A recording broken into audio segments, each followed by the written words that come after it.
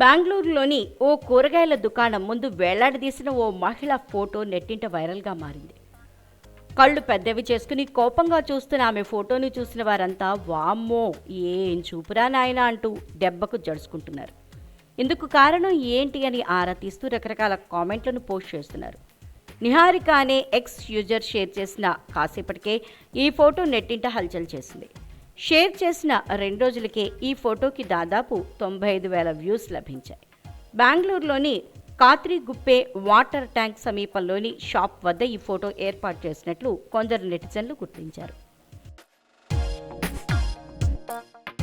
దీని వెనుక పెద్ద స్టోరీ ఏమీ లేదని, దుకాణానికి చెడు దృష్టి తగలకుండా ఉండేందుకే ఈ ఫోటో ఏర్పాటు చేశారని అసలు విషయం తెలిసిన వారు చెప్పుకొచ్చారు. దీనిపై చాలామంది యూజర్లు సరదా కామెంట్లు పోస్ట్ చేశారు. బేరాలు ఆడకుండా నోరు మూసుకుని కూరగాయలు కొనుక్కుని వెళ్ళండి అన్నట్లుగా ఆమె చూపు ఉందని ఓ యూజర్ కామెంట్ చేశాడు. ఒకరేమో ఈ ఫోటోని చూశాక ఇక నిద్ర ఎలా పడుతుంది అంటూ సెటైర్ వేస్తే, నాకు 2 రోజులుగా నిద్ర పట్టకుండా చేసినందుకు మా డాక్టర్ మిమ్మల్ని సంప్రదిస్తారంటూ మరొకరు వ్యాఖ్యానించారు. సీసీ కెమెరాలు రాకముందు ఉన్న సీసీ కెమెరాలు ఇవేనంటూ ఓ యూజర్ చమత్కరించగా, జీతం పెంచాలని అడిగినప్పుడు మేనేజర్ చూపు ఇలాగే ఉంటుందని ఇంకొకరు కామెంట్ చేశారు.